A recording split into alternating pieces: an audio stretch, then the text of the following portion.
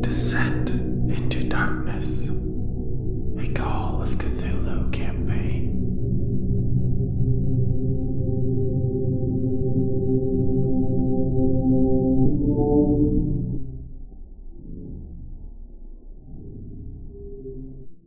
Hello and welcome back to Deathwatch's Call of Cthulhu campaign, Descent into Darkness, Season 4.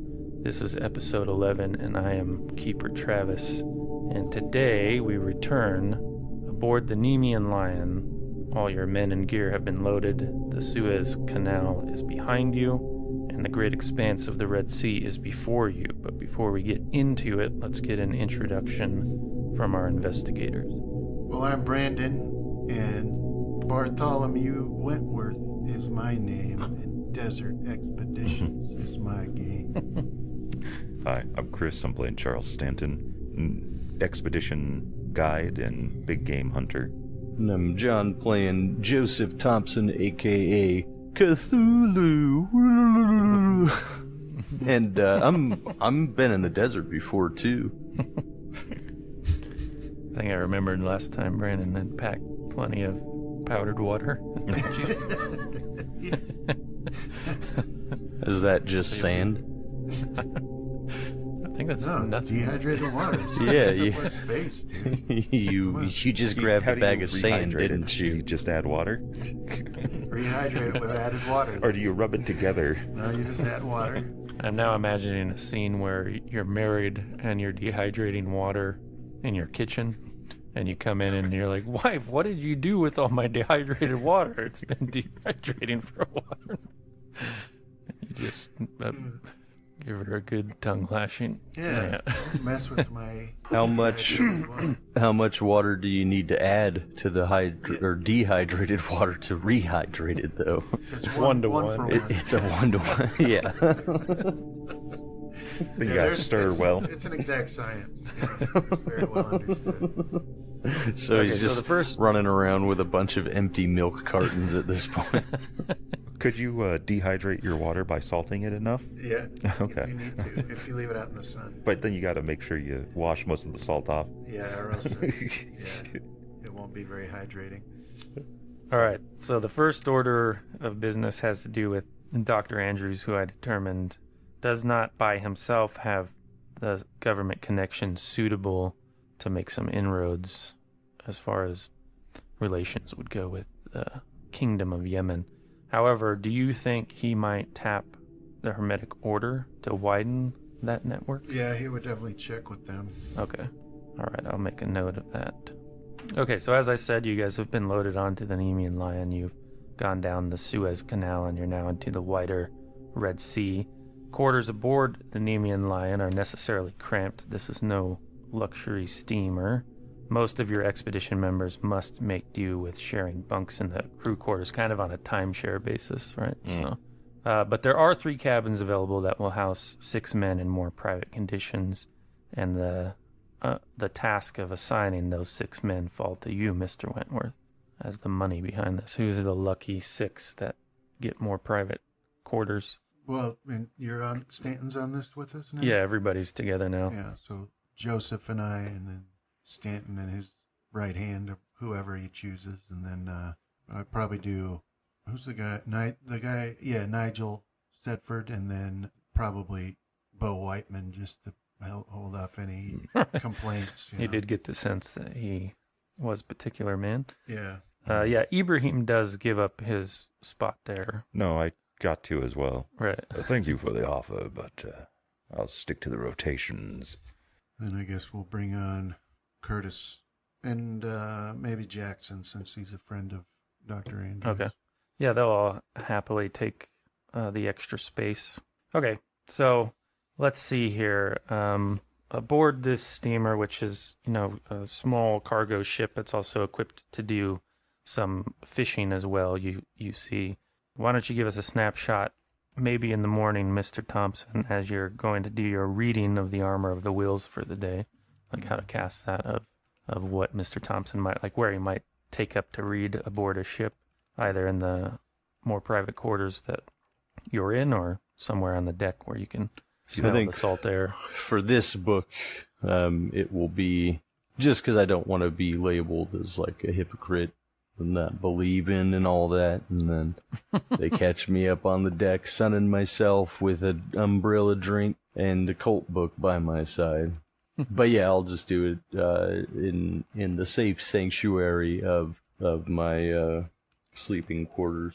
And so you wanted education, you said, or intelligence? We'll do hard intelligence for today. Hard success. Yes. Congratulations. So you can understand, once again, by this very careful reading and rereading, that there does seem to be some indication by Ibon that this protection, once applied, cannot be reapplied until it's worn off. So you kind of have to make a decision on what it's going to be for that moment. You can't buff it up later. Does that track for you? Make sense? Yes. So if you only want 4 armor for that day, then that's what you're stuck with until the next day. All right. Also, let's, as we move on towards noon here aboard the ship, where do we find Mr. Stanton? Probably on the deck. Okay. Or maybe even quite possibly bugging around the captain, Right. making sure everything's in order. But most likely just on the deck, sitting around, probably looking out, watching the land roll by or the sea. Yeah, at a certain point towards the end of the day, you do get to where you don't see the shoreline anymore, but you're at the rail there or on the deck looking out when Bo Whiteman, who you've been introduced to yesterday, comes up on your elbow there. And, well, good morning there, Mr. Stanton. How are you doing? He's the oil baron? Yeah. Good morning to you, Mr. Bowman. So what can you tell me about the country we are heading into? Hostile, more so because we're going to be perceived as English. And that's before we make it into the God's Hammer. This is the more civilized parts, the parts that still have cities. We're most likely going to be extorted. And if we cannot pay, perhaps we'll arrested or held hostage. Is that close enough? Yeah. Okay. Sounds dreadful. So you got to carry some kind of specialized insurance for this whole thing? Or in your experience, nobody will insure the members of that. So usually what you've been relying on is called, what is it, the infield? Is that what we're... Vickers. Well, this is in the battlefield of law. You've been relying on, what do they sign? Usually where they kind of give up their... Some sort of like treaties or something. Right to sue you if something goes badly on the expedition. They have a name for that. I can't remember it for some reason, though. Like, Even if you go to the trampoline park, they make you sign that stuff. Oh, a waiver? Waiver, right, yeah. So that's what you've been relying on. Well, unfortunately, Mr. Bowman, there's no insurance out here in the wilds other than what a man can insure for himself. Laws of nature and all that stuff. The rules of nature, perhaps, even. Oh, sorry. Well, yeah, that makes sense to me. But if things do go badly, I can arrange a bonus to your outfit if you make sure me and my men are taken to safety first. Is that something that strikes your interest, Mr. Stanton? I'll stand up. Mr. Bowman, I was hired to do a job, and I'm very loyal to the person who pays my bills. No amount of money you have will take that away from Mr. Wentworth. So the only thing you're buying is a shallow grave. I see. Well, now I know a bit about... I can arrange that for you if you'd like. Well, easy there, Mr. Stanton. I'm just looking out after myself. I understand that. You Yanks are all like that. Capitalism, ho, and all that. So, I will forgive this. But the reason I'm so strict on this matter is because when we are out there, it is only us and us alone that we have to rely on. And if you're having doubts, I suggest you just turn around on this boat and take it back. No doubt, sir. Just looking at the outside chance is all. Well, I'm pretty sure you were well informed of the chances on this expedition. Well, pardon the slight, and I'll leave you to your day, sir. Pray that it is done. And I'll sit back down. All right. And I'll ponder whether or not I should inform Wentworth of this one as well. I figure he probably already knows. Yeah, I don't think Mr. Whiteman is in his circle of confidence. But I do worry that if I have to suddenly kill the man, that Wentworth might be taken back by it. Perhaps so. Maybe not. All right, Mr. Thompson, you've finished up that reading as much as you can bear for the day, and you head out of your quarters, and you pass, through the kitchen and the crew quarters. But before you get to the crew quarters, there's the kitchen, and you see a Mexican gentleman, an older one. I've got his little token here. He's one of Stanton Expeditions members, and he's sitting there just. That's a man I'd be proud to have in my team right there. Right. Yeah, he's definitely one of mine.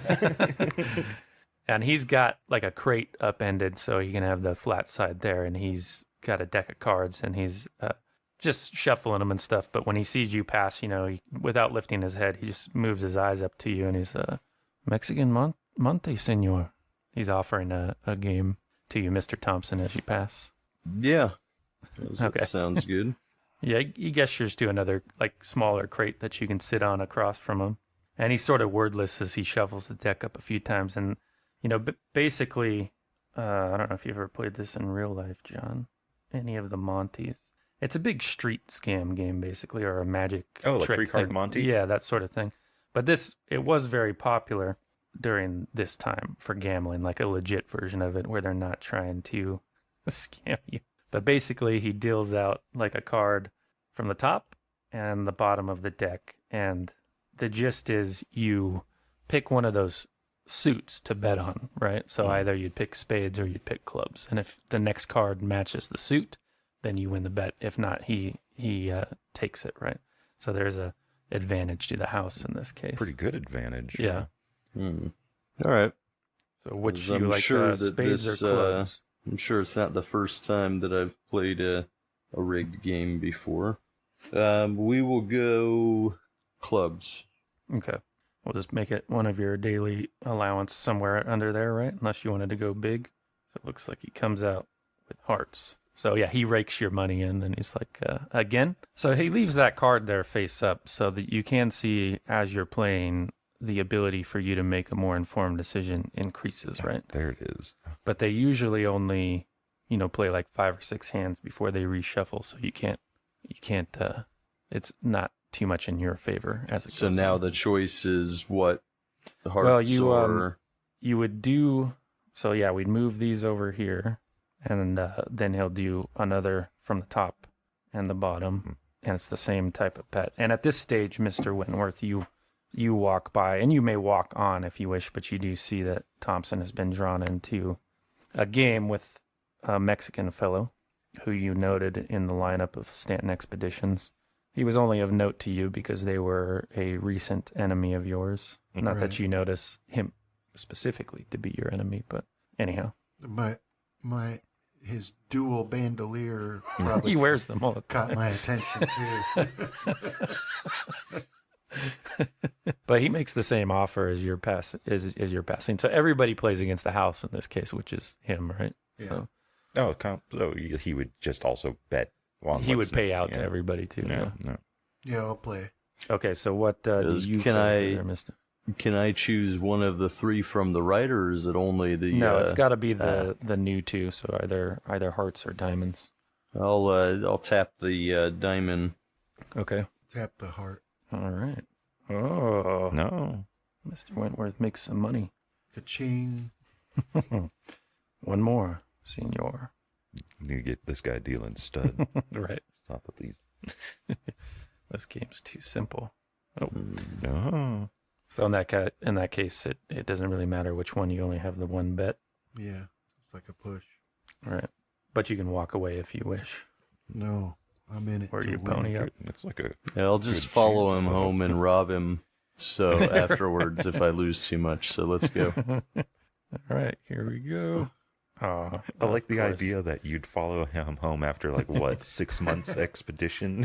Okay, last one. He pulls out a club and a spade. Go spade. Me too.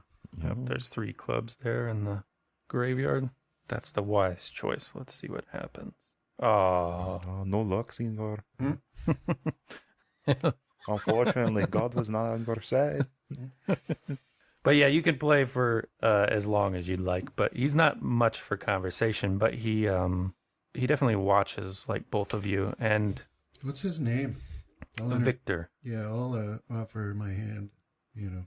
Senior The only Wentworth thing and I'm going to Senior offer him Thompson. is my cold, dead eyes. Yeah, if you pose questions to him, he will say he's the cook for Stanton's unit. So if you're in a situation where, you do have a mess tent, which you probably will at certain points, then he's the guy you'd bring the meat to if you if you bagged one of those Arabian oryxes, right? All I'm saying is a good thing that I won, senors. Otherwise, you could no longer trust the food. Ah. Ah.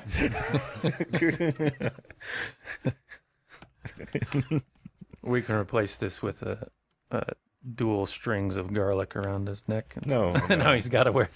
Yeah, Stanton works like the Marines. Everyone's a rifleman Right. first. No, exactly. Yeah.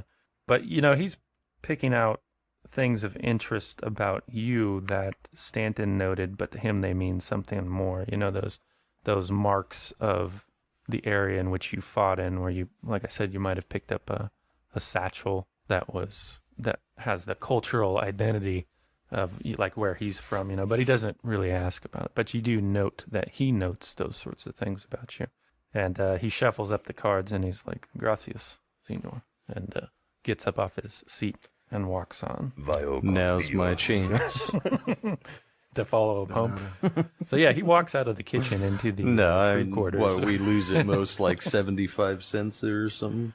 Yeah, nothing you really need to keep track of. It was just an idle way to pass an hour or so. Yeah, I guess other than that, I'll just wander around on deck and Okay. watch the ocean. All right. Is there anything specifically you guys would like to do, which I should note it's Wednesday, February 22nd, board the ship for this day, or should we pass on to the next day? It's a target practice on one of the deckhands. That sounds fun. Lucky for you, Stanton's the sort of man that would have arranged that kind of game for the... Maybe. I've You got to see get here, that several- killing edge back, so I need to I would kill. have brought. I would have had Ibrahim abduct a couple of those protesters Right. that were they are throwing those cream pies in everyone's faces. You'll see here, these are protesters from Cairo. No one cares what we do to them, so load up. Stanton has no care, or politically or otherwise, about what they were protesting. Right. That's of no importance. We also have a jazz musician. It has no business being in Cairo. 'Cause maybe that's Gotta what kill I'm 'em all. missing is the music. Yeah, your character looks like he really needs some swinging beats in the back. He's just so upbeat.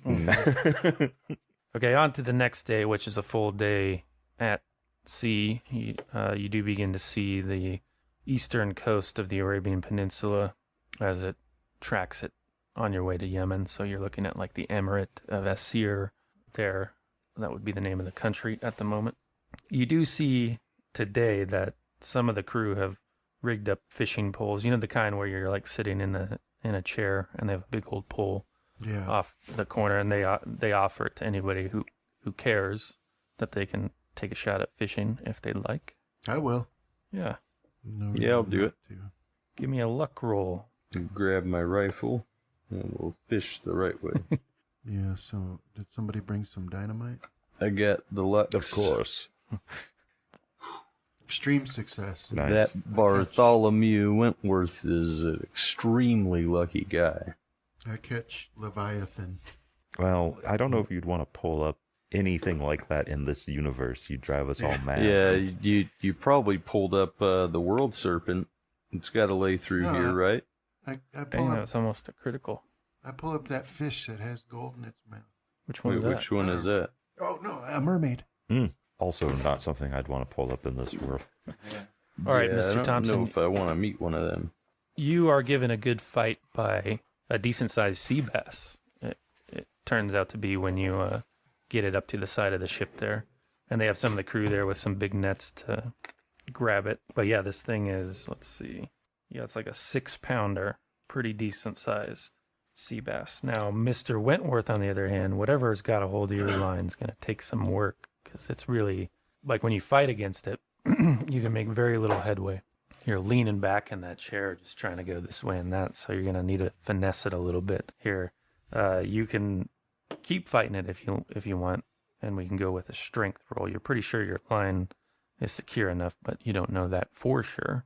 Or you can try to outthink it a little bit. So which tact would you prefer? It'd be the strength and intelligence are the same, so I'll try to strength it. Okay. All right, go for it. Give a strength roll. Nice. Nice. Success. And then follow that up with a constitution. Now we're going to have to start wetting the reel.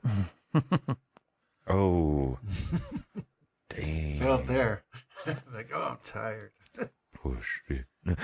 Yeah, well, I mean, you're making some headway, but it's the endurance part of it that you don't think you'll get it all the way up. You can sort of pause right there or let them run the line out a little bit, your choice, and then stop the reel. But you can't get it at least on your own or without like passing it off to somebody. You're gonna have to take a break for a little while. Okay.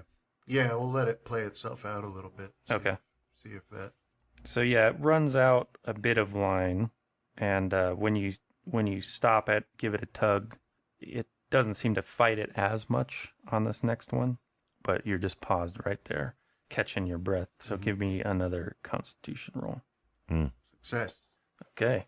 So yeah, in your next attempt, you keep the line reeling in, and you see for a moment this big silver tuna like crest out of the wave before it flops back down and fights your line again, and you're sweating and whatnot. Yeah. It's Workout. tuna head with a human's bottom. Legs. With a deep, it's a deep one. You cut it. That's what he really meant. They just all had tuna heads. All right, but you do eventually get it up there, and there's some celebration on the deck at the size of I mean, it's not as big as they get, right? I don't think you would probably catch that on a line because it's like 1,500 pounds. You probably could. It would take a lot more work than that, though. Have to finesse it Yeah. real good. But this is, within the 100-pound range, you think, right? This is something you could take to market and sell it if you were in the right place. But you get it up there on the deck, and it's just flopping around like mad, this big silver tuna, and it's drawn quite the crowd. And Victor has some comments about that. I cut that up real good for you, senor. Yeah, no, definitely. I'll let him have it. Yeah. Cook this up for us. Should feed a good number of us. Yeah, so that's what you guys are eating tonight. Okay, so let's jump over to Mr. Thompson for his reading for the day. You have the option of hard intelligence, occult, or Cthulhu mythos today. Hard success. Well done. Okay, this is in a separate sort of general discussion on, you remember I introduced this concept, or Ibon did, of what exactly it is you're tapping into, what we in game terms refer to as magic points, but what he discusses. He in a separate spot that he mentioned that, a sorcerer can quickly tire by casting these magics, by using these magics, and that can cause physical harm if they push themselves beyond their natural limit. But a tired sorcerer may offer a blood sacrifice with a properly prepared dagger instead of the magic point cost. So that's what you learn about. It seems that the armor of the wills is included in the types of spells that you can use sacrifice in place of magic point use. And so I can sacrifice others in place of? Right. Yeah, I think, that's what you reckon he's alluding to with blood sacrifice. That seems to, from your reading of Liber Ivanus, mean both human and animal sacrifice. It was time to see if Stanton still has those protesters. And I think that's your 6th day of your discovery of this spell. So, yeah, we'll put an end to this day as well, unless there's something specific you guys have in mind, like assassinate Victor Andrade and get back your winnings. No. Assassinate is rather strong. I like to think of it as a sacrifice. Right. Sacrifice for the future. Less Sacrifice water and food. for my protection, you could call it. Protection of my funds and my body.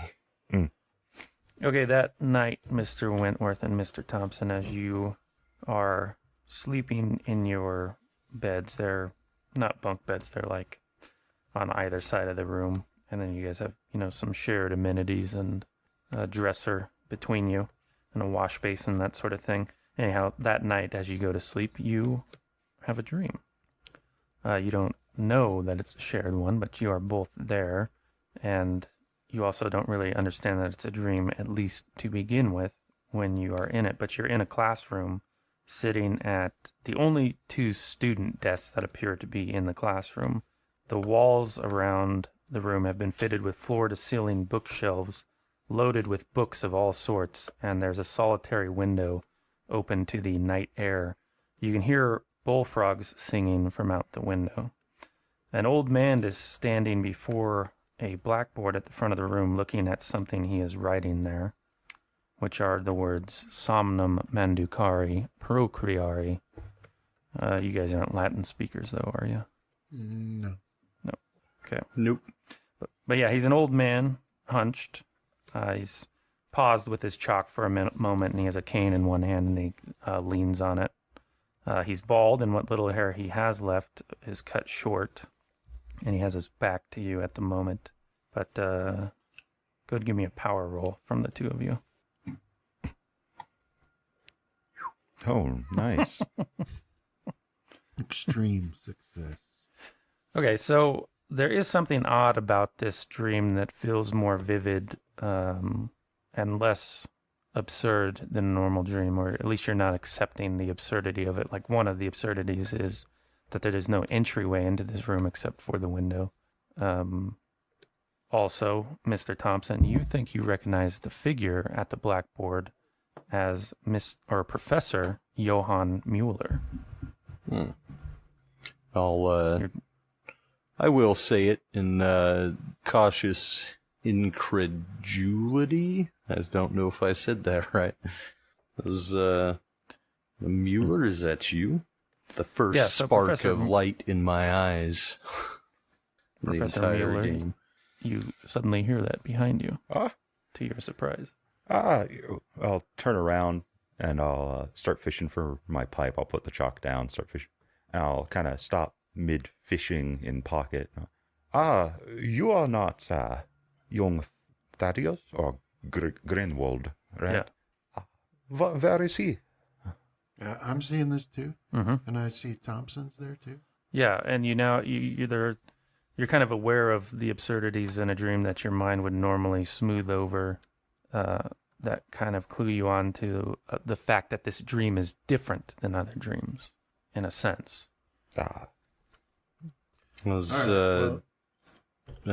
Thaddeus is dead. Unfortunately, Thaddeus has been killed. But where have you been? Why are you here? This construct that we are currently in, I do not know where it is that we are currently. So I wonder. But was that horrible Monroe and Widmeyer that have locked me here? I'll lean on my cane and begin kind of walking over towards their desks. Finally fishing out my pipe and beginning to pack a bowl of tobacco into it. Okay.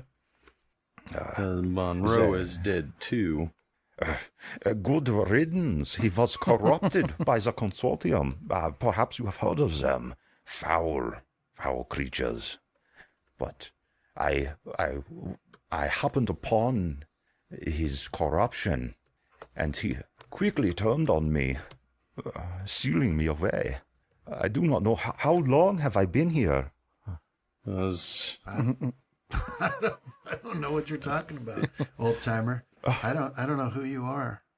This is the German that pushed me out the window back in the what is the house? Corbett House. The Corbett House. I did not push you. What's his name, Thompson? We all know. Thompson. We all know how sneaky you Jerry's can be. Now, the keeper would like to note that if we reel back the time to the courthouse incident, he was blaming Vincent Newell, the farmer from Idaho, for his unfortunate tumble out the window. But I kind of like the idea that changed the blame to Johann Mueller. But just for your mental note there, Mr. Thompson. But Herr Thompson, at the time you fell, I was outside smoking by the tree. I saw you fall from the window. I rushed over to give you aid. Well, yeah, but you're the one who hired that farmer. Frame could allow for. As you note, and I'll kind of hold up the cane, I am not all too able. This is the idea that I could push you, Mr. Thompson. Surely you are jesting. And I'll light my pipe. Exhale a nice big cloud of Latakia smelling smoke. Look over to Mr. Wentworth and say, you can't trust him. I know that him and that farmer weren't it together. You know this man? As he was investigated investigating the Corbett house. Yeah, investigated the Corbett house with him. I was outside when he had a most unfortunate accident and fell from the window of the second story. I've heard stories of the Corbett house investigation. Most likely flights of fancy. So you say that Corbett, or not Corbett, sorry, Monroe locked you away here as how? Yeah. In Wittmeyer. I do not know. Where is here? I also do not know, so Wait a minute. Let me check here. Old timer, wait a second. Why were you expecting to see Thaddeus? Why are you surprised that we aren't Thaddeus? How do you know Thaddeus Grunwald? He somehow stumbled onto wherever this location is, and he began to communicate with me, also to pick my brain. I'm rather something of a historian and a knowledgeable occultist, as it was my field of expertise. I taught on it for many decades. How long ago did he start communicating with you? Do you have any sense of time here? Unfortunately, I do not. My touch with reality is thinned here, but I do believe that this place could be some sort of collective unconsciousness of some sort.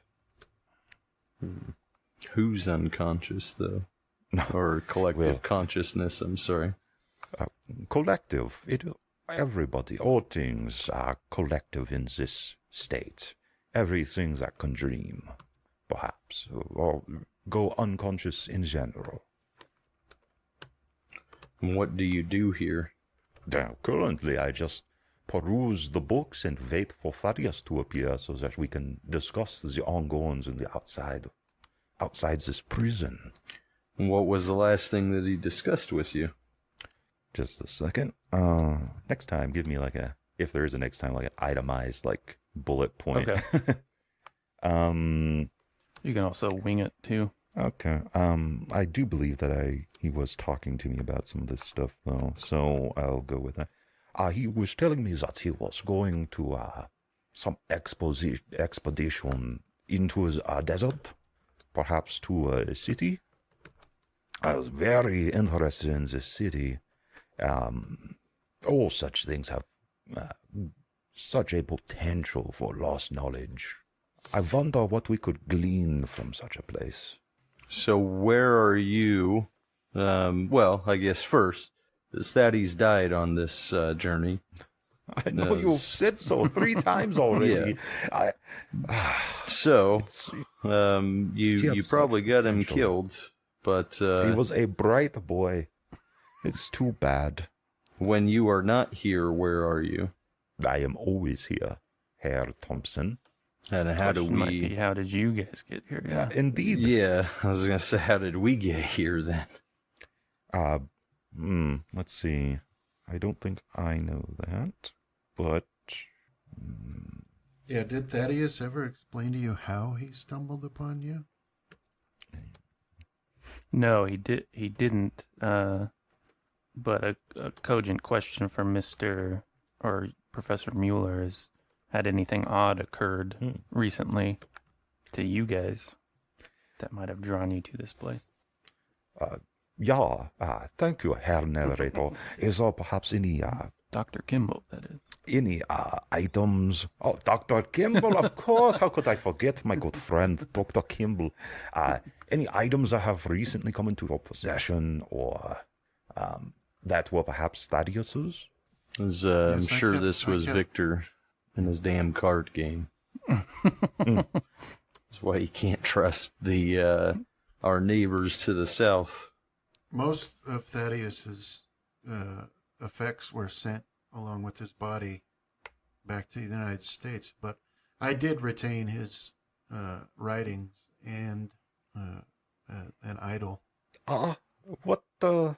I'll snap. Sort of a little statue. Yeah, so as a reminder, you were well aware of those in the Boston investigation, and you guys had been theory crafting about what they had done before your companions turned on you.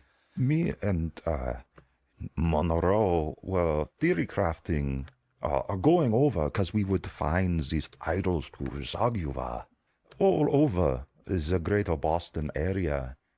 They are connected to this god, but perhaps through the dream, if you are to believe such. Well, I am unfortunately forced to believe such things now. I never did before. You said Zagua? Yeah. Because in his writings it said something about Sathagua. One and the same. Is it the same? You must I must apologize for the accent. Some people just can never get beyond it. So you look at Thompson. Are you saying that because I have this statue, that's how we stumbled across you here? Yeah, it is quite possible that it is bridging the two, that there's some sort of connection, as Zagua is god of dreams, supposedly. And so that perhaps this idol is different in that it is not connecting you to him, but to his realm. Are you keeping up? No. No, that is unfortunate. No, this is, obviously this is a dream. Unfortunately, who are you? I do not believe I know you. I know Thompson, but you are new. I am Bartholomew Wentworth. Good name, Bartholomew. Yes. I'm here at the behest of my mentor and undertaking the expedition that Thaddeus told you about. And who is this to mentor? Find the lost city of Pillars. That is quite an expedition. Deep in the Arabian desert. Oh, it must be most dangerous. I have frequented parts of that world on many a time. I've excavated in the deserts south of Egypt, finding many a lost tomb, as well as parts of Africa, quite other parts of Africa, as well as the Middle East. But unfortunately, I still have not gotten who your mentor is. Why? Who is it that has sent you on this expedition? Dr. Wallace Andrews. Andrews. We were working together. A good fellow. Though he began to become more reclusive. As time went on, I fear that damned Monroe or Wittmeyer have some sort of sway, or the consortium itself, though Wittmeyer and Monroe are pawns of their nefarious schemes. I fear for Dr. Andrews. Okay. Well, he was fine the last time I saw him. Was he, though, Mr. Wentworth? Was he? Or was he? Give me a spot hidden from Thompson and Wentworth. It brings me such too stunned from seeing that he is fine. Seeing Mueller here. Success. What happens if I push it? What's the fail? That's a question. Dude, you don't want to accidentally see colors that aren't there. Yeah, some sanity, something that will affect your sanity. You know, there's things that are uncomfortable to dwell on too much as you look about the room. Well, I've got a lot of that to spare. Success. Well done. Well, so you both, the conversation wears, you know, you're idly glancing around the room, and you see on the shelves are a number of books, and some have the lettering is big enough that you can read them where you're sitting, or perhaps you've gone up and walked around to examine the room. But you see, it'll be, you know, titles will be like the flora and fauna of the Arabian Peninsula, or on understanding geology in regards to extracting oil, but things that are very specific to what you are doing. So, and one of the theories that Mr. Mueller might have had, because he's been in this room for a while, is that whoever put him here, perhaps they want him to unconsciously or subconsciously solve some or find out some piece of information, and he's just been put here with books to research something. Unfortunately, much like my life, I am a slave to knowledge in the pursuit of it. But now that pursuit is quite possibly at the hands of the consortium. Are you buying this? Huh? I don't know. At the hands of who? The consortium. Oh. So in a gist, if Mr. Mueller explains it to you, it's not as nefarious as it might sound. It's just basically a collection of, you know, power brokers that operate, you know, local cities and a shadow government, a group of people that are the, as you Yanks like to say, the movers and shakers of the modern world.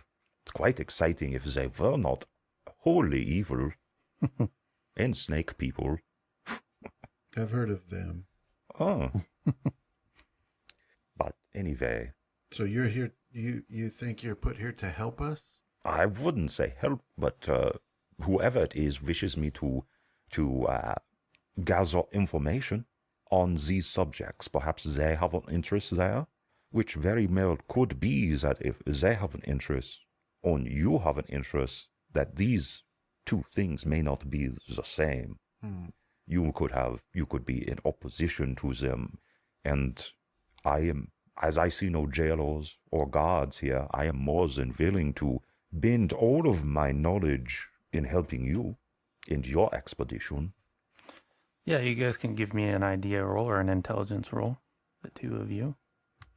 Sorry, I reserved my intelligence for learning spells. All right, Mr. Wentworth, so of course you have to put the absurdity out of your mind for a moment and then stick to the facts. So you're in an area that Professor Mueller has described as a construct, whatever that means, right? It has a bunch of information in here that apparently he is being forced to peruse to come up with some solution that he doesn't himself understand. But that does clue you onto the fact that when you're looking at all these books and the titles, you are effectively in a library.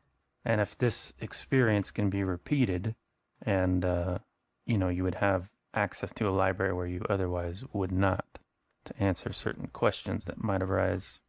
Now, you're not really the learned man historically, but it is something that you've taken an effort under the tutelage of Dr. Andrews to become better at.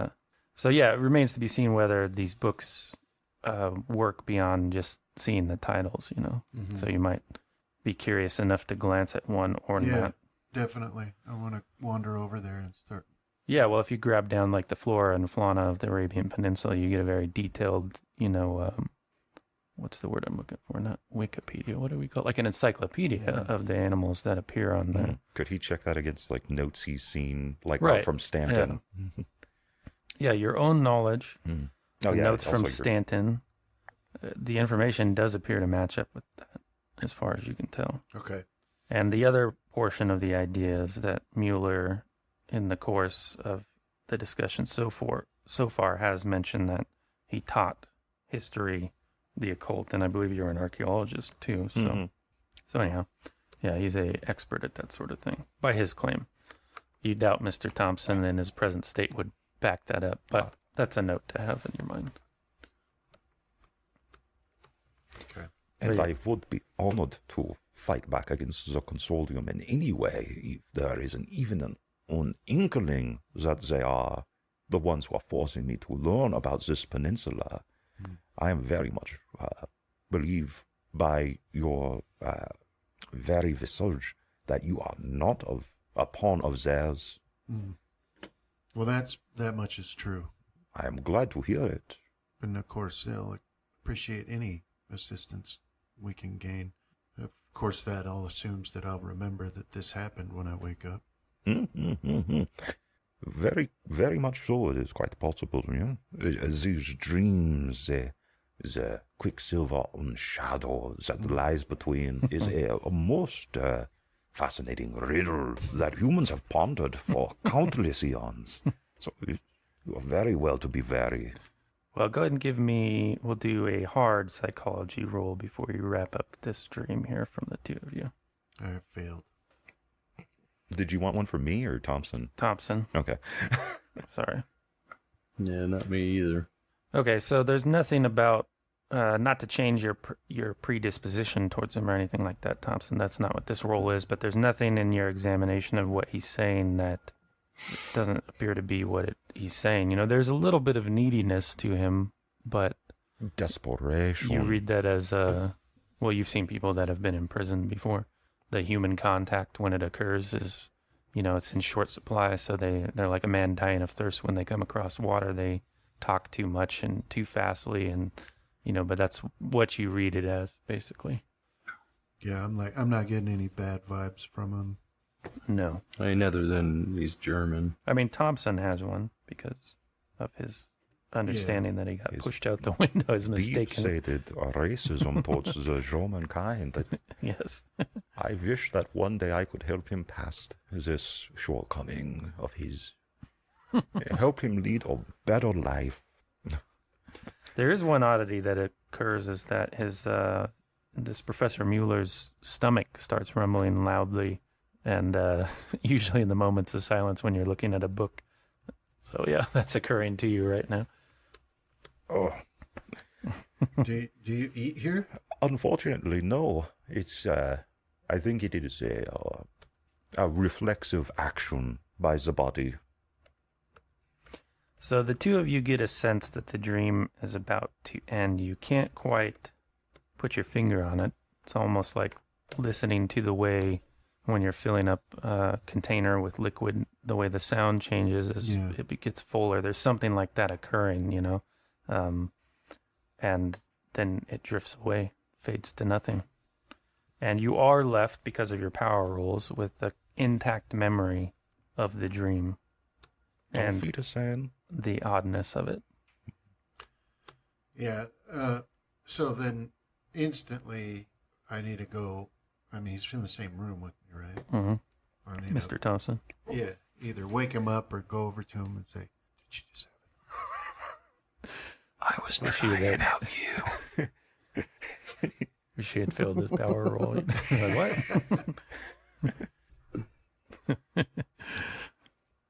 So yes, Mr. Thompson whispering in the darkness, the voice of Wentworth. Bowie knife in hand.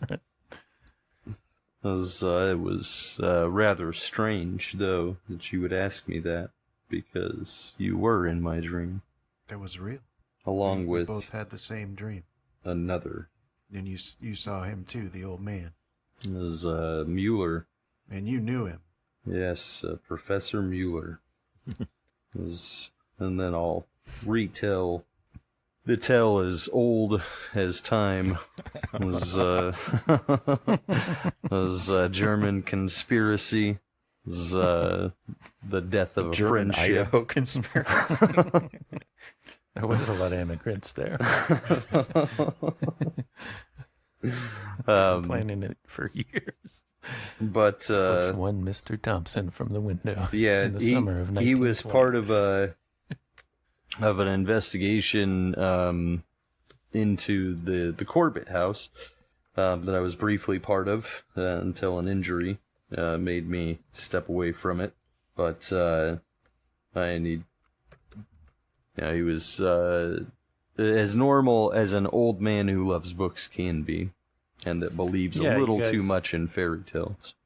To cast your mind back to that summer, you were both a member of the SEU, and you were approached by the landlord of the Corbett house, the current landlord, to sort of basically say that the story was all a bunch of hogwash so he could rent the place out instead of people being scared of it, was the setup to that job. And then things occurred as they did, and you had left before things could confirm the true nature of what was occurring there. But my report did state I believed it to be a gas leak. Yeah. But I don't know why he's in there. I don't know why.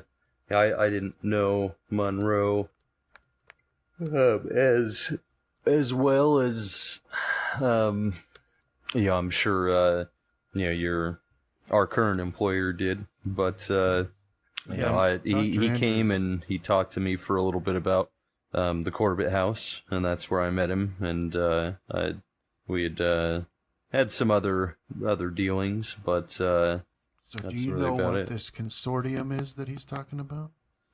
I've never heard of it. Okay. As that was either it must have come after my time knowing him. You guys lie outside of that particular investigation, and Wentworth only knows what scant references Andrews have made to it.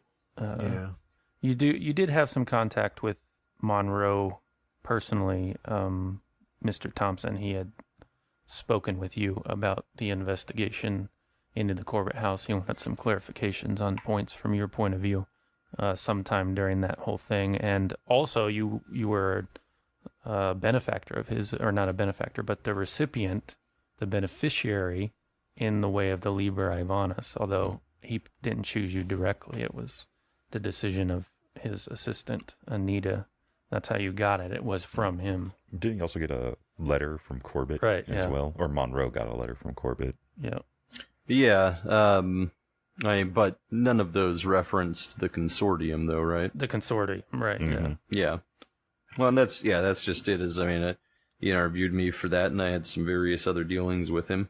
But that's really about it. He didn't mention any consortium. I guess the question is then, are we going to trust this, whatever information he might give us? I did look at the books on the bookshelf, and they did all seem related directly to the area of the world we're going towards. Well, the other question is, as well, is Thaddeus's untimely demise in some part due to his dealings with Mueller as well. As not in a direct hand, as like Mueller ordered a hit on us, but what if wherever the wherever the idol is taking us, if you do believe him, that's the cause of it. What if that has ties to others, including this consortium, and they're the ones that put the hit on us? And unfortunately, young Thaddeus was a casualty of that. So in a way, directly lay this at Mueller's feet. Another victim of the Germans. I don't know. That's all a bit heady for me. You can come to your own conclusion, but I just see this as another brought us there. Another German conspiracy.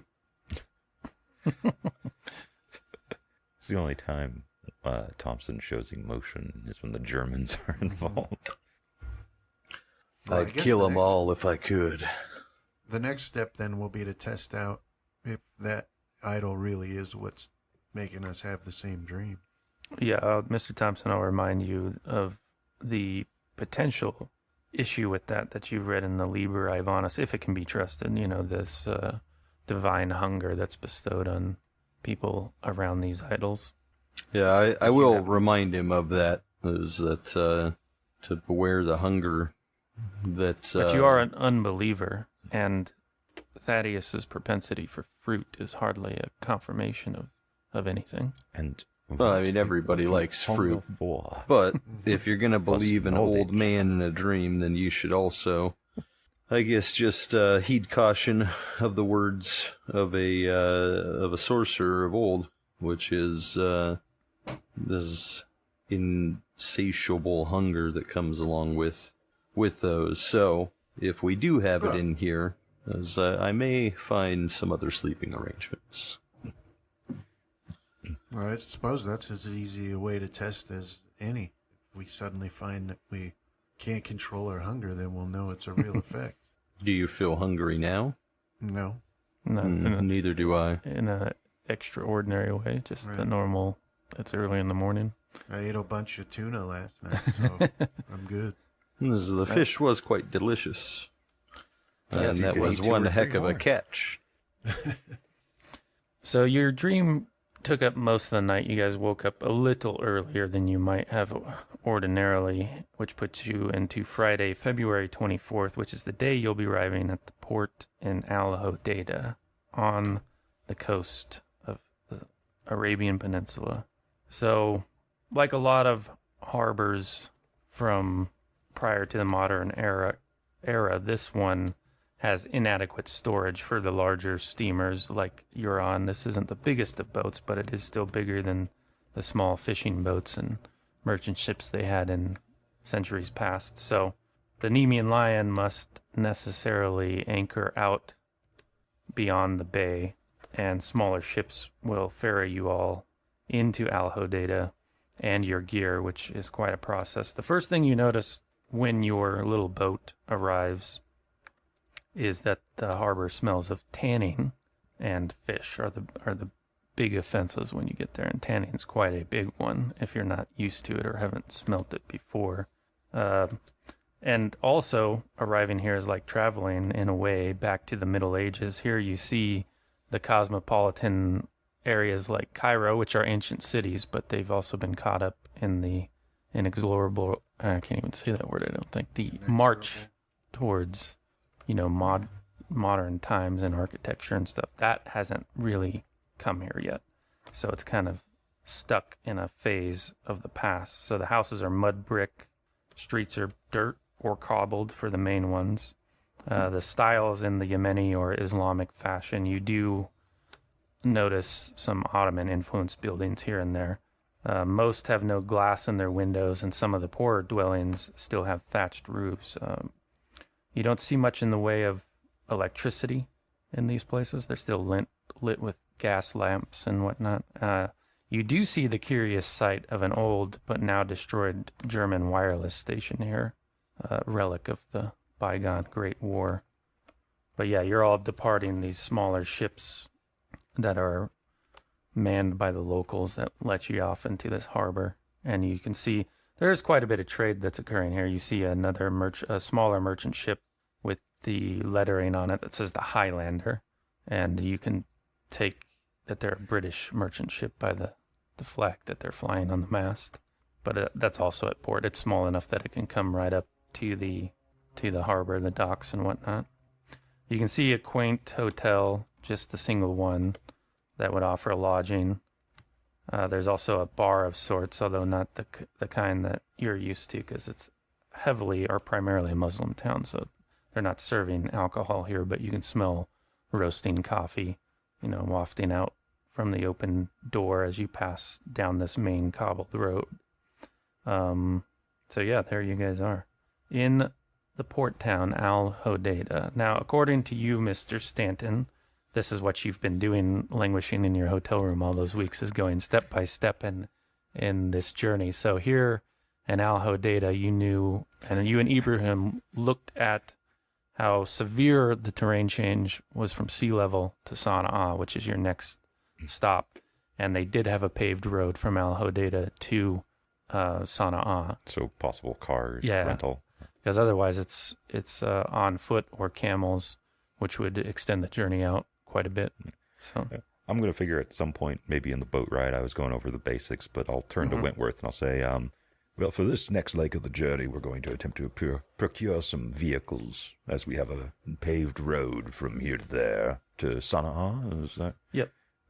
However, after that, most likely be on camels shortly after. Right? We good? Yes, Okay. from Sana'a, yep. So, if you'll allow me, I'll have Ibrahim get on it.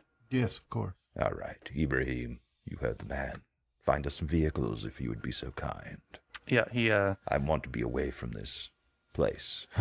he marches off with his wife in tow to go find those vehicles. Now, it's your call, or Mr. Wentworth's call, whether you arrived in the afternoon, whether you'd want to depart as soon as the trucks could be arranged, or take a night here before the journey. My preference is to be about it as quickly as possible. Okay. Agreed. We've all been cooped up on a ship. It's time to get moving. Plus, I also find that the longer you languish in an area, the harder it is to get moving again. All right. So let me make Matvey Vanya's constitution roll here for his healing. This is his first one. This is Al Hudaya is where we are? Alhodata. Aloha deta is how they'll just have to remain. So yeah, he does well. Good constitution. Gains himself a hit point. What was it, Sana'a? No, that's... It's Sana'a. It's S-A-N-A apostrophe A. It has some different spellings the further back in time you go, but I believe that's the most current. Okay, so you guys are standing around. There's a bit of a... You have everything gathered and ready to be moved into trucks if that's how things resolve themselves. So there's a bit of a moment to step into the cafe/bar and get a coffee if you're so inclined. You also see the cat chewing that you saw a little bit of in Cairo, but it's much more prevalent here. And, they're just sitting around a table. They'll have like a bowl of these leaves that come from a tree, and they just, stuff them in the corner of their mouth and chew on them or let it soak there a little bit. I believe Stanton's more aware of this habit. It's like a stimulant effect, right? Simple leaves. Okay. Akin to tobacco, perhaps even cocaine. Coca leaves. Yeah. A light stimulant. I've never really been one for it. I'll say, puffing on my cheroot. Right. But you do know, if you do partake in coffee, it is excellent. But I only ever heard good things. But then again, I've also only ever heard good things from those in an opium den as well. Okay, so as you guys are waiting for Ibrahim to get these... I'll have a coffee while I'm waiting. Yeah, it really is like the best cup you've had in recent memory. This is a prime source for beans that the rest of the world uses, but you're getting them, from the source. And they have a more traditional style of roasting them up that lends it a unique but exquisite flavor in your mind.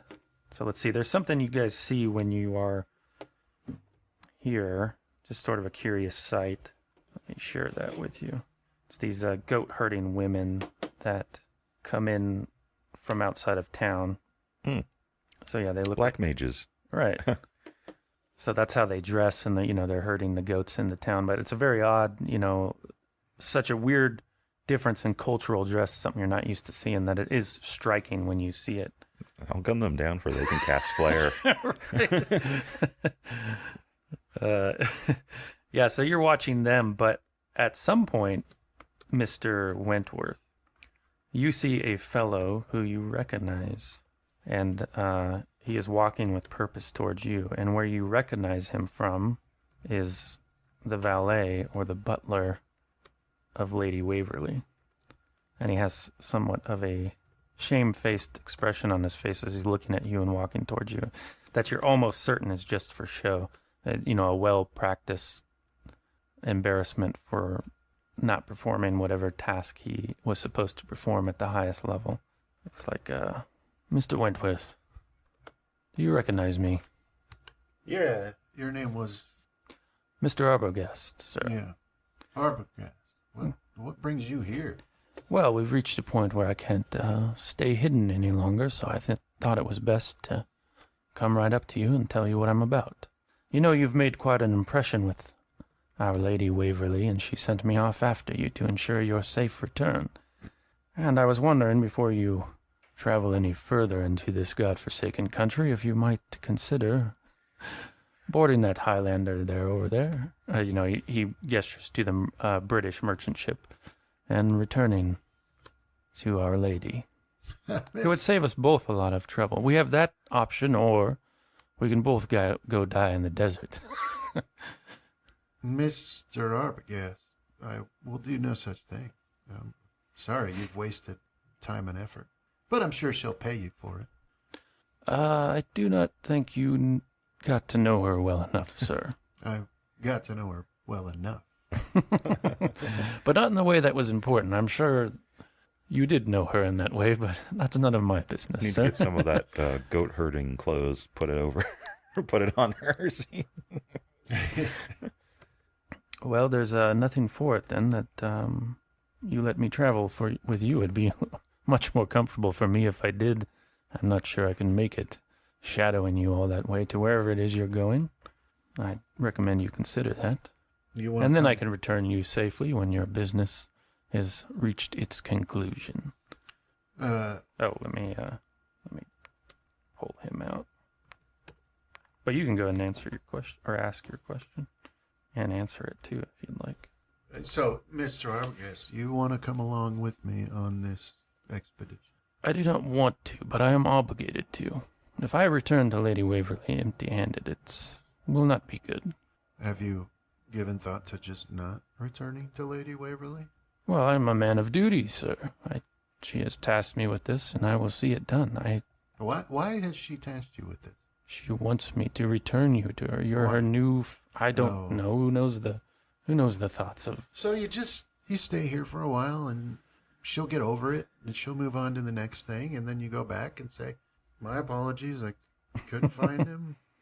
I could do that. Tell her I got killed in a battle with herds, Yemeni herds, shepherds or something. I wouldn't feel right if I'd be living a lie. How would I sleep at night? The way I see it, I have two options. I can send out a telegram A, we'll call it, that says everything's well in hand. I am with Mr. Wentworth until the conclusion of his matters, and then we will be home. Or I can be like, he's gone on his own, and you should know that Lady Waverly was the favorite cousin of a particular king named George. She's also a stakeholder in the Anglo-Arabian Oil Company, or Anglo-Persian, sorry, my mistake. Goes on to be BP. Dr. Andrews would know. And I do know something of what you're about. I was able to put it together, see the markings on certain crates as I was following you. Those are the spot hidden you felled over the weeks of journey. Well, if you insist, you can come along. Many of us might not make it back. I fear Lady Waverly more than I fear this desert of yours. And you do well to have the same fears, sir. Well, one problem at a time, I say. But it'll be a hard journey. I hope you are prepared for it. I think so. Yeah, if you take the measure of the man, you can see he's older, but still in decent condition. Maybe a little too heavy for a lot of walking around, but that usually sorts itself out. The desert will take care of that. You need like 3,000 to 5,000 calories a day when you're walking from sunup to sundown, or if you're doing that, I guess you'll be riding for a lot of it. But he says, well, good, then we have an agreement. Yes? Okay. You can come along. And perhaps the desert will take care of us both.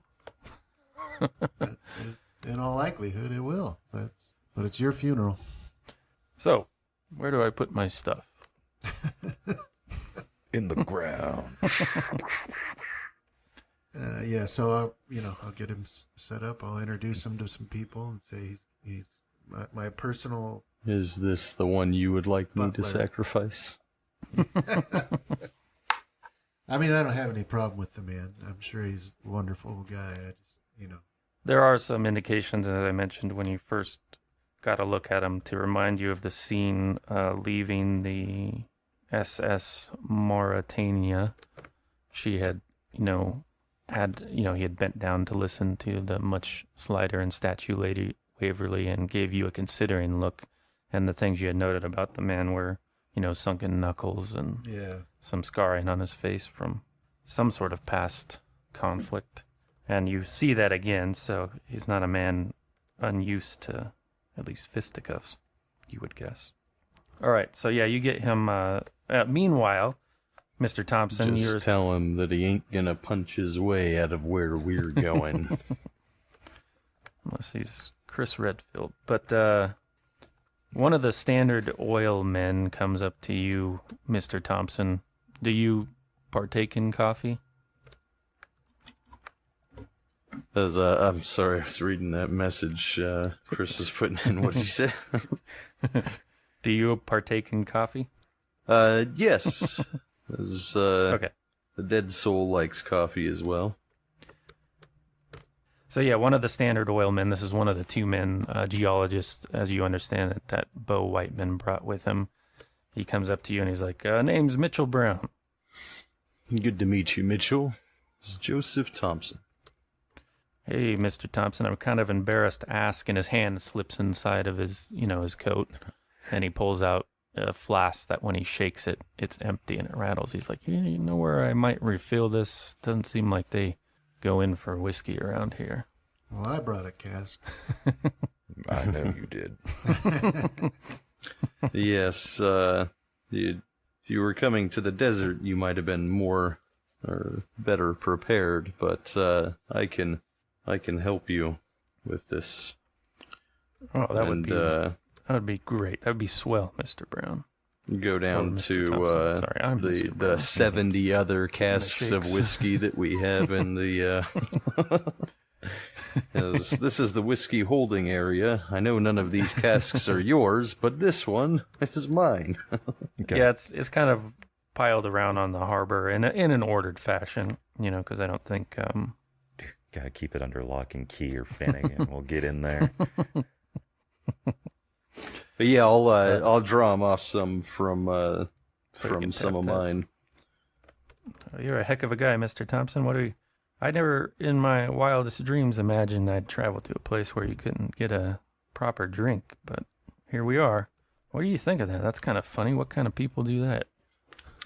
Prohibition. Well, their Right. religions are different than ours.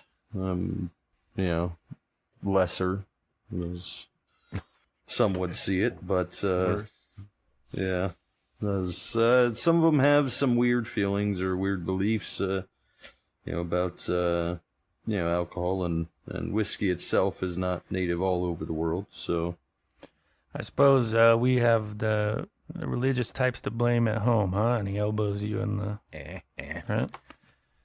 as we sure Thought I'd do. get away from it, but I'm right back around to it.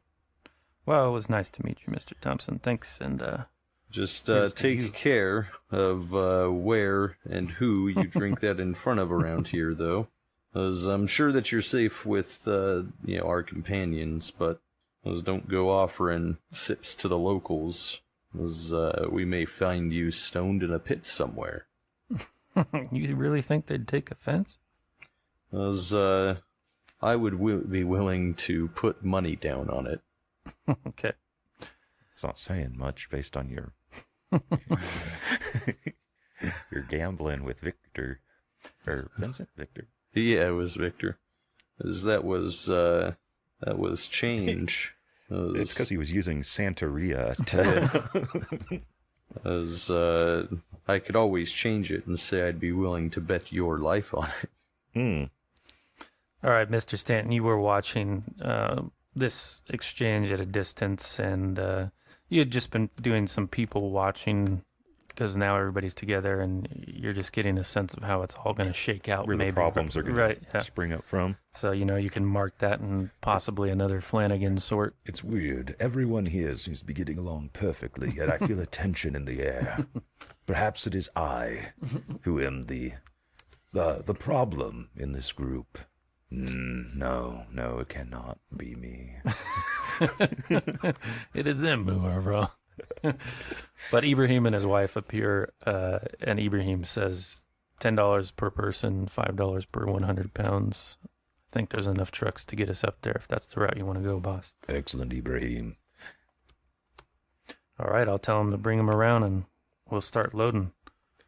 So that then becomes the concern of every able-bodied I'll man. walk over to Wentworth and I'll go, money, please. $10 per person per 100 pounds. Yeah. All right. Yeah. But he's found enough. So it comes out around to about like $500 Okay. at this stage, close to there, maybe less. I'll do the math later. But when Stanton's there, I'll introduce him to Arbogast. This man's coming along with us. I'll look him up and down. He can handle himself, and if he can't, then he'll die. Then I'll die. I'm not worried about it, but being British, I'm just going to assume that he has the same, like that rifle, the Lee Enfield. Did he bring any weapons? Because we'll need to get him outfitted. That is a good question. Yeah. Always a good question. I'm going to figure you fought in the Great War. No, sir. I avoided it in my lady's service. How'd you dodge the white feathers then? Must have really been hiding behind some skirt, I bet. If that's the way you want to look at it. But I'm not ashamed of it. You should be. How'd you get away from it? I didn't. I fought. Oh, well, good for you. I did most of mine as a guide through most of Africa. But I've never really saw the need. Doing his voice wrong, I'm just starting to become you. All men should strive to such greatness. I've never much saw the need for a pistol. Oh, dear God, I agree. It's the most useless thing God ever created. That's why he invented the rifle. Right. I'll shoot a look over to wherever my nemesis is. See if he heard me. Just Waving around a long-barreled pistol. Have you ever shot at all? Let me consult my skill list. Come on, man. We're talking here. Well, rabbits in the yard, that sort of thing, but... Well, I don't... What about It's all very people? interesting, but everybody's to be armed. So get yourself a rifle and a pistol. Do I have spares just in case? Yeah. Okay, yeah. Yes, Flanagan. Remember, you'll be called on not just to defend yourself, but the rest of us as well. Flanagan had traced the path of Thompson and Mr. Brown to the whiskey barrel and noted it in his mind, and when you call him, he jolts from his daydreaming. What are you about, Flanagan? Nothing, boss. Nothing. Anyway, come here. I'm working hard, boss. I'm working hard. Flanagan, this is... Mr. Arbogast. Yeah, and you, this is Flanagan. You'll see that you're properly armed. And yes, I purposely stuck him with the Irishman.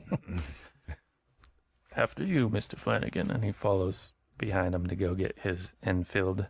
Okay, so the loading of the trucks takes, everybody, mostly. There are people who don't. Bo Whiteman, Yeah. chiefly, who just stands there and watches this occur. In fact, he's sort of, had a handkerchief out of his pocket in front of his nose since that you guys got into port here, trying to cover up the reek of tanning and whatnot. What's your read on Bowman? I'm not hopeful that he'll make it back. I agree. I think he has a poor understanding of this undertaking, and he just sees the possible dollars. And I think when things get difficult, he'll be the first to cause us trouble. I also agree on that, as much as it begrudges me to admit. But the expedition needed financing, and at least for that part, he's been good. So everybody understands that this is a dangerous undertaking. I don't plan on risking my life any more for him than I would any other member of the expedition. And I think that will be pretty surprising to him should the need arise. yes, it's always fun. He's got an overinflated sense of importance that, in my experience, the wilderness generally tends to cure a man of. Indeed, it does. Anyway, I'm going to go enjoy a second cup before we have to set off. I believe Ibrahim has everything in tow, and we just need to pack this all up. Excellent. If you wish, you can relax, and I can send a man to find you, or... Oh, no, there's lots of stuff to still be loaded. I'll be working on that. All right. Flanagan, stay away from the whiskey. Wouldn't think of it. Of course not. You should have your own supply, I hope. Yeah, for now. Keep yes. an eye on that one. Yeah. We'll drink you out of house and home. Oh, great. So yeah, Jackson Elias is hops in there to help you, start loading stuff. He's no stranger to that Yeah. element of it, and makes a bit of small talk. Looking around at the rest of the group, Francis Morgan is equally as helpful, and to your surprise, Nigel Stedford, you wouldn't expect it from his apparent, the background, the class strata you would think he's in, but Yeah. he rolls up his sleeves and gets to it, and he's competent on it. There's people who help but are less competent, your Curtis Coopers and whatnot, and if you send Francesco off to also aid in the loading of everything, or if he's going to stay with He you. can stay with me. Well, I said I'm going to go, while I'm drinking my next cup of coffee, I'm going to begin factoring in the new addition to everything we need. Changing the calculus. Yeah, other less useful people are like the doctor that is with Mr. Stanton. Mm-hmm. Mr. Sala, you think his name was? He seems to be mostly getting in the way, Yeah. right? We don't want him doing any heavy lifting Right. anyway. He needs to save his hands. Yeah. And then all of Stanton's men are proficient at these sorts of tasks, The loading and unloading of things is quite a common occurrence on expeditions. But you guys get them all loaded up into, several trucks so that you have this convoy that's going to take these road into the mountains up to Sana'a, which is quite the elevation change, some 8,000 feet. And you guys depart with enough time to get a few hours of travel before the trucks will have to stop for the night, because it's just not advisable to drive the mountain path at nighttime. And you guys are all loaded up in whatever fashion you prefer in the back of the trucks. The only thing of note with the trucks is that they reek of the recent transport of fish, you think, or something like that, or maybe a not so recent transport of fish. And per your prognostication, you can see Bo Whiteman being very unhappy about this arrangement, but keeping keeping it to himself for now. So, Mr. Thompson, the method of travel makes it difficult to keep your mind on your studies. So in order to do so, you'll have to succeed at a power roll if you wish to keep up your study on that spell. I am power. You are power. Unlimited power. Okay, so... All right, so what you pick up from today's reading, as you're flipping back and forth, like you're trying to understand how something works in the Shadowrun role-playing game, you understand that this armor that you generate, however it works, it's not a consistent value. If you receive damage, it reduces the amount of it. So if you had 12 points of armor and you took 8 damage, you'd then have 4 left. You understand that in the terms that it has a wearing effect, that it doesn't stay stable. Does that make sense? Yes. To you as a player? Okay. Yep. So the trucks travel for a few hours up these winding paths, and let's give you a sense here of the weather at this time of year. So today was very sunny, very clear, not a cloud in the sky. It was about 78 degrees at port, but a balmy 78 degrees, and coming from the open sea where there's a lot more wind, it is uncomfortable to adjust to it immediately. Like the movement of stuff into these trucks has you sweating in a hurry, and that sweat doesn't go anywhere but, into your eyes and things like that. It doesn't evaporate off your body. But that does start to alleviate as you travel, because you do quickly begin to climb into the highlands of Yemen. But that is it for that day, and we'll move on to the next. On the road to Sana'a. Saturday, February 25th. 24th was your arrival in Al-Hudaydah. Okay, so again, temperature's about the same. You're getting some alleviation from the humidity as the air thins out. Bo Whiteman makes a stink about the stink, Mr. Stanton, and he makes it to you. And you got to wonder, given your last interaction, if that was purposeful or not. But he approaches you at a point when the trucks are stopped to take lunch or whatever, if anything can be done about it. Can we move me around or something? My truck reeks something awful of fish, and I don't know. Mr. Bowman, sometimes in life, there are circumstances where you find yourself cemented, stuck in them, as it were. You are now currently in such a state. I'll take out my cheroot case. That's not my humidor, the one I keep on me. Yeah. I'll open it up. And in such circumstances, one must find ways to work around such circumstances. And I'll hand him a cheroot. No, thank you. I'm not much of a smoker. You got to have something more than that, Mr. Stanton. There's got to be a truck that's in a better state than mine. I don't know if they just loaded the fish up willy-nilly and just left it to rot in there or what have you, but perhaps you could move me and my men to that truck in the rear.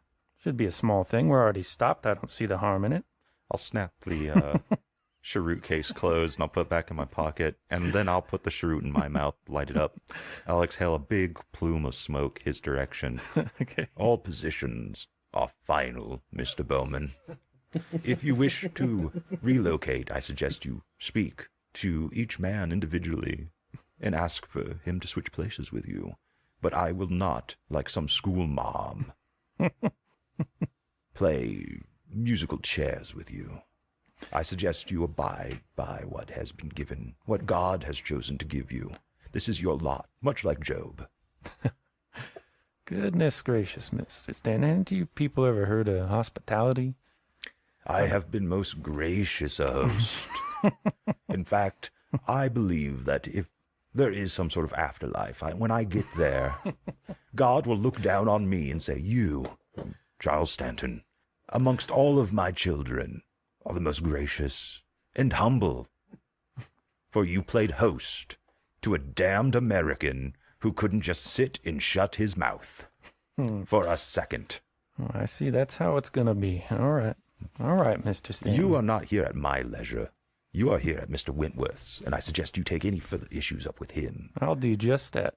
Thank you, And we'll see Mr. how Bowman. everything shakes out. And he does just that. He comes up to you, Mr. Wentworth, and he complains in... It's too bad I like Bowman. he complains about the smell of his truck. And are you certain that...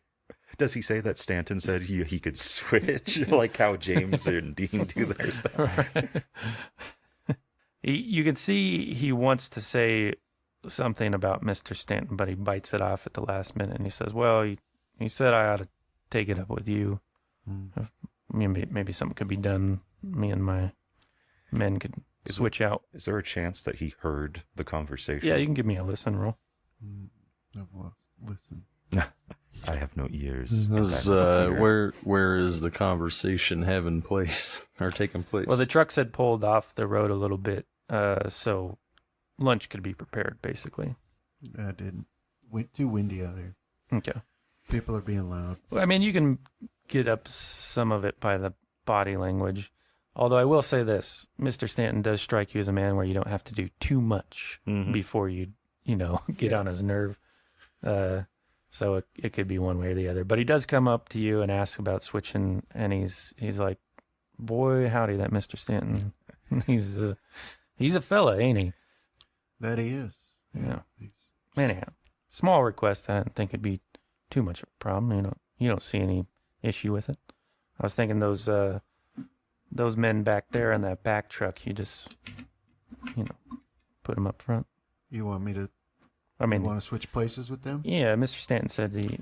Well, I can't do that, but you can have my place. Okay. I'll trade places with you. The rest of your men they'll have to stay where they are. Will that work? Yes, sir. Thank you. A reasonable accommodation? Thank you very much. Are you going to leave that idol in there with him? Is he your guinea pig now? No, I wasn't planning. Send him off the mule. Does Mr. Bowman shoot me a look or anything? Yeah, it's a bit of a satisfied one. I wasn't planning anything like that, but no, I'll just switch places. Now you are. So then when we are back on the road, now that I'm with Whiteman's men, then I want to just sort of, strike up a conversation and try to get a sense from them how they feel about him, right? To see if he's as annoying to them as he is to us. Yeah, one of them has been introduced as Mitchell Brown, and the other one is still unnamed.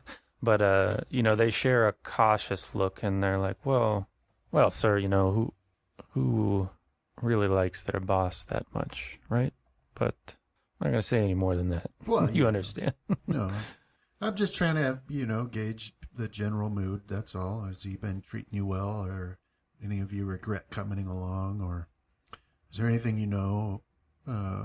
about him that might help me be a little more accommodating for him? That's all. I don't think you could accommodate that man out here, honestly.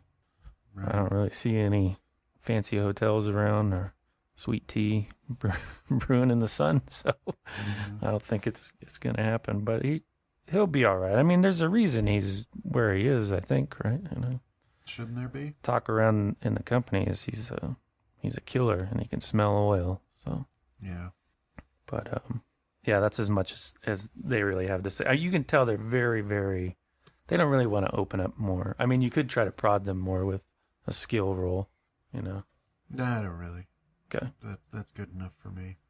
When you watch him test out his seat before you guys depart while everybody's eating lunch, he does seem satisfied with the relative smell in your truck. You don't notice any difference right between the two, and that conversation we had about fake thermostats seems to be in effect here, where just something being done has satisfied him to a degree, right?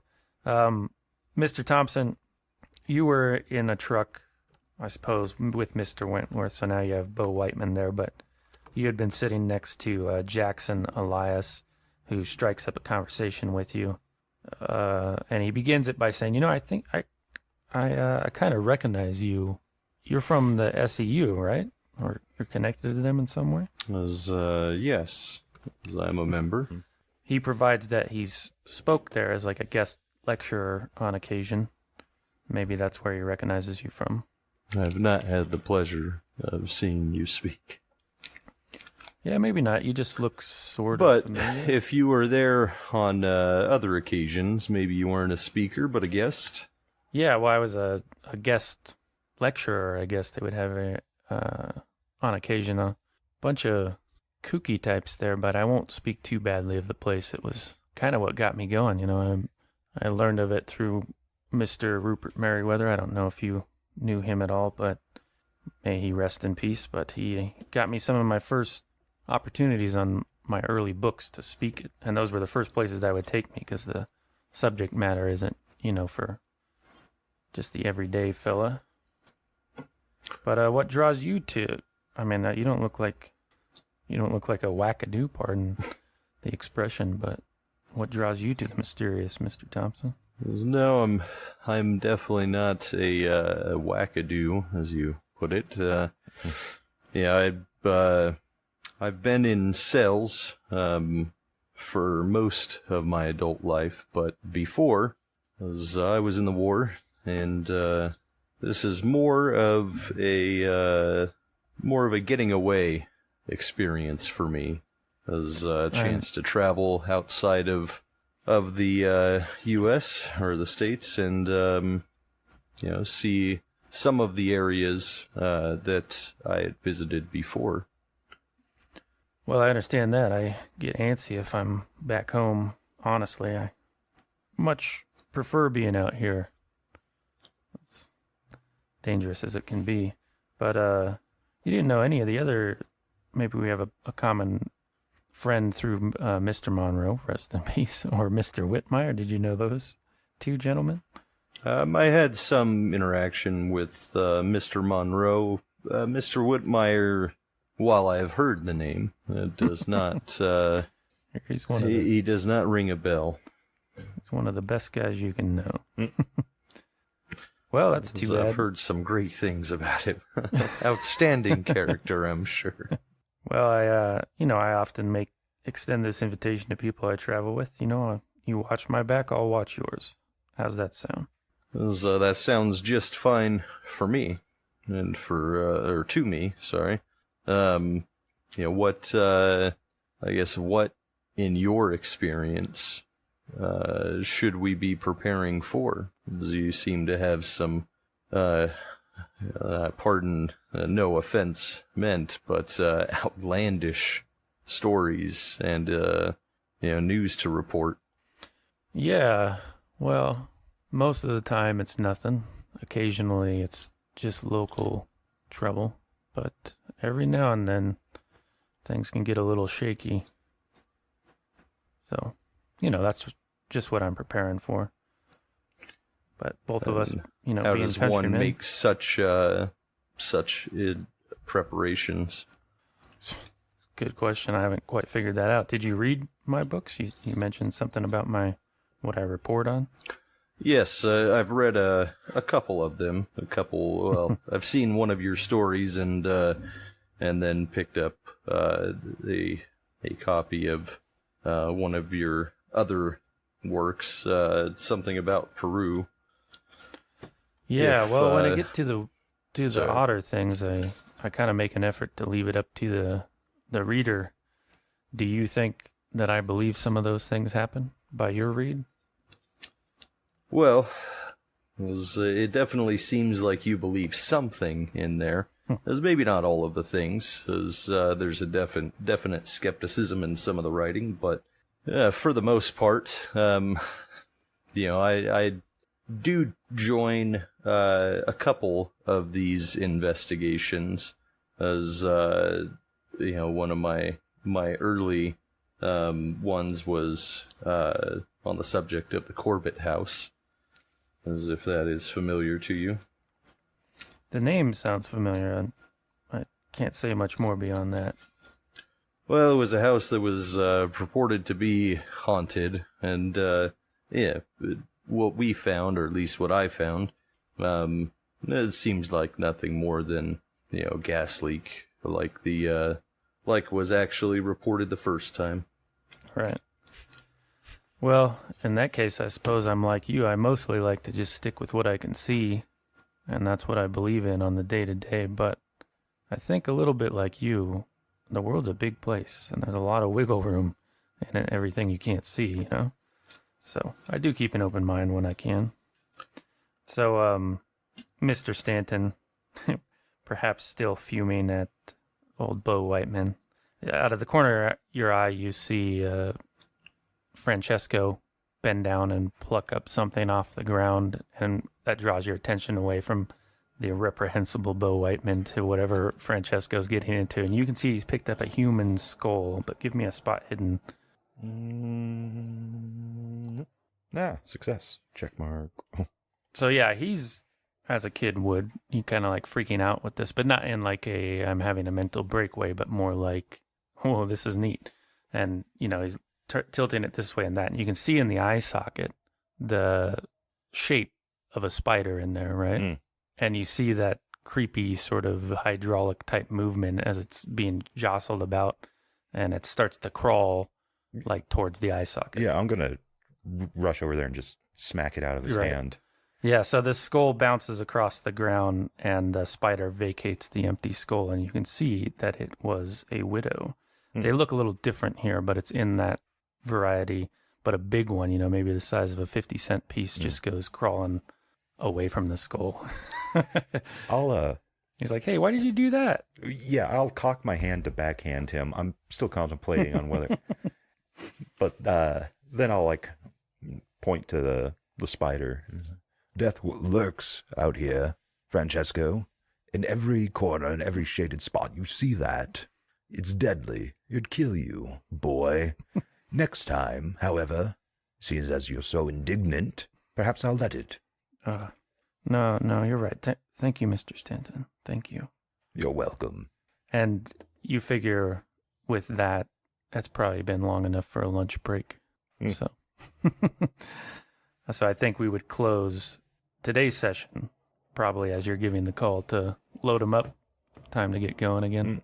Or if you prefer, you can leave that to Mr. Wentworth. I don't know how you guys want to sort that aspect of it. Yeah, I'll Man, one of my goals is to just take charge.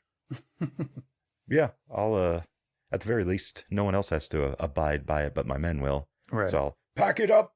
We've been dallying enough. Yep. So you hear Stanton's voice raise above the general conversation and call a return to the trucks. As I'm walking away from like a stunned Francesco. Yeah. And Francesco's, looking with wide eyes at the progress of the spider as it wanders off into the foliage. And Not towards the trucks. right. Crawls into the truck with Bo Whiteman. Yeah, so we'll close the scene as the trucks rumble away further up into the highlands of Yemen. Thanks for playing, guys. Thank you. Thank you. Yep. Thank you. Luck and skill rolls, please. Navigate or spot hidden. Spot hidden has a better chance, but I know someone probably has a better navigate.